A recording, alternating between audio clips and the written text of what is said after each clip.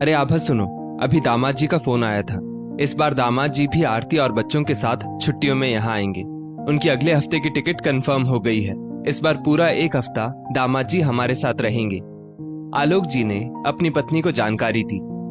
ये तो बहुत अच्छी बात है। आभा जी ने अपनी बहू सोनल को भी इस बारे में जानकारी दी। आरती इस घर की बड़ी बेटी है। उसकी शादी को 10 साल हो चुके थे। उसके एक बेटा और एक बेटी है। सोनल एक तरफ खुश भी थी कि चलो ननद के साथ समय बिताने का मौका मिलेगा। दूसरी तरफ उसे ये डर भी सता रहा था कि ननद नंदोई के एक साथ आने पर वो सब संभाल भी पाएगी या नहीं, क्योंकि उसने अपने मायके में फूफा जी और जीजा जी के बहुत नखरे देखे थे। फूफा जी और जीजा जी के आते ही घर में अफरा तफरी का माहौल हो जाता था। माँ और भाभी उनके लिए कितना सब करती। उनकी सेवा में घर का एक एक सदस्य लग जाता। उनकी जरूरतों का पूरा ख्याल रखा जाता। आव भगत में कोई कसर ना रह जाए, इस बात का पूरा ध्यान रखा जाता। फिर भी वे लोग किसी न किसी चीज में नुक्स निकालने से बाज नहीं आते थे। उनके आने से ज्यादा तो उनके जाने का इंतजार रहता था। उनके जाने के बाद ही सांस में सांस आती थी। सोनल को इस घर में बहू बनकर आए साल होने को आया था। शादी में उसके ननद नंदोई दोनों आए थे, लेकिन वे शादी के बाद रुक नहीं पाए थे, क्योंकि उन्हें नंदोई जी के चाचा की बेटी की शादी में शामिल होने जाना था। इसलिए सोनल अपने ननद नंदोई के स्वभाव से परिचित नहीं थी। मम्मी जी बताइए क्या क्या तैयारियां करनी है दीदी जीजा जी के स्वागत में। सोनल ने कुछ घबराते हुए पूछा। घबराओ नहीं बेटा, सब हो जाएगा। घर के ही सदस्य हैं। दामाद जी बहुत सरल स्वभाव के हैं। सोनल ने मेहमानों का कमरा अच्छे से व्यवस्थित कर दिया और जरूरत का हर सामान सलीके से सजा दिया। सोनल के पति कपिल की 3 दिन की ऑफिस की छुट्टी थी, शनिवार रविवार और फिर रामनवमी की। अरे आप अभी तक दीदी जीजा जी को लेने स्टेशन नहीं गए? ट्रेन का वक्त हो चला है, सोनल ने अपने पति कपिल से कहा। जीजा जी को पसंद नहीं कि कोई अपना काम धाम छोड़कर उन्हें लेने आए। तुम चिंता मत करो, जाना पहचाना रास्ता है, वे लोग सही से आ जाएंगे, कपिल ने कहा। सोनल सोच में पड़ गई। मायके में जब उसके जीजा जी आते थे तब उसके पापा और भैया 1 घंटा पहले ही बड़ी सी गाड़ी लेकर स्टेशन पहुंच जाते थे कि ट्रेन कहीं वक्त से पहले ना आ जाए और घर के किसी सदस्य को स्टेशन पर ना देखकर जीजा जी कहीं आग बबूला ना हो जाए। ननद आरती और नंदोई अभय जी बच्चों समेत ठीक समय पर घर आ गए। सोनल ने सासू मां से पूछकर उनकी पसंद का स्वादिष्ट खाना बनाया। पूरन पोली, दम आलू, आलू गोभी, रायता, अचार पापड़, करीने से कटा सलाद, सबने बहुत स्वाद लेकर खाना खाया और ननद नंदोई ने सोनल की खूब तारीफ की।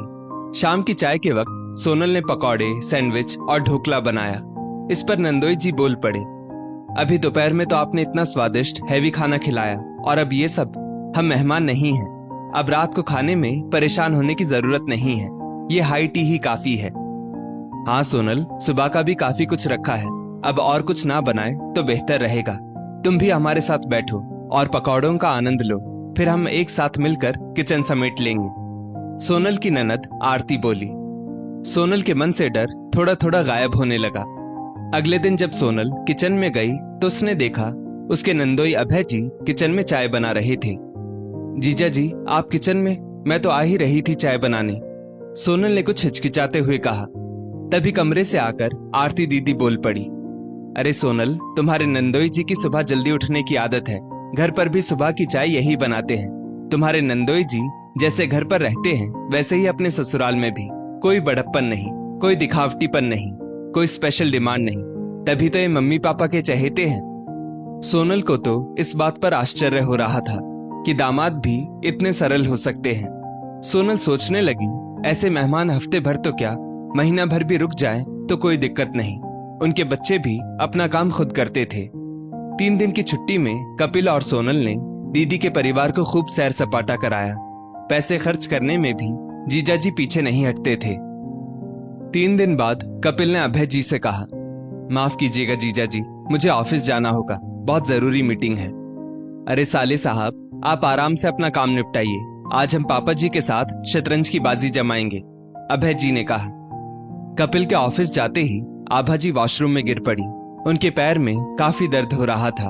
आरती और अभय जी की मदद से वो बाहर आई।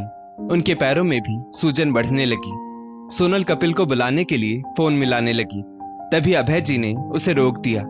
बेटी दामाद आभा जी को लेकर हॉस्पिटल गए। एक्सरे निकाले गए। उसके बाद आभा जी को कच्चा प्लास्टर लगा दिया गया। महीने भर की दवाइयां भी अभय जी ही ले आए। वापस घर आने पर आलोक जी ने पूछा, बेटा इन सब में कितना बिल आया? पापा जी, क्या मैं इस घर का कुछ नहीं लगता जो आप मुझसे इतना औपचारिक व्यवहार कर रहे हैं? कोई बेटा माँ के इलाज का खर्चा लेता है भला? अभय जी ने कहा, हाँ ये तो सच है बेटा जी, आपने अपने आप को कभी स्पेशल नहीं समझा। परिवार के सदस्य की तरह ही सहज रहे और हमें सहज महसूस करवाया। दामाद हो तो आप जैसा। इस बार आभा जी बोल पड़ी। सोनल भी अपने ननद नंदोई की सहजता देख अभिभूत हो गई। दोस्तों, दामाद अपने सास ससुर को माता पिता के समान सम्मान दे। दामाद को पुत्र का स्थान लेना होगा। इससे माता पिता को पुत्र ना होने का गम नहीं सता पाएगा। इस स्टोरी को लेकर आपकी क्या राय है? नीचे कमेंट करके जरूर बताइएगा। और ऐसी ही और भी बेहतरीन वीडियोस के लिए हमारा पेज जरूर फॉलो करें। धन्यवाद।